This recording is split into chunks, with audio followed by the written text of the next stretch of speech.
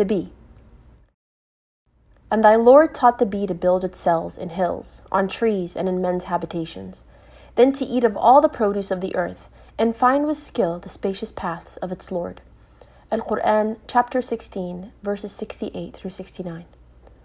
Von-Frisch received the Nobel Prize in 1973 for his research on the behavior and communication of bees. The bee, after discovering any new garden or flower, goes back and tells its fellow bees the exact direction and map to get there, which is known as bee dance. The meanings of this insect's movements that are intended to transmit information between worker bees have been discovered scientifically using photography and other methods. The Qur'an mentions in the above verse how the bee finds with skill the spacious paths of its Lord. The worker bee, or the soldier bee, is actually a female bee. In Soorah Al-Nahl, chapter 16, verses 68 through 69, the gender used for the bee is the female gender, fasluki and kuli, indicating that the bee that leaves its home for gathering food is a female bee. In other words, the soldier or worker bee is a female bee.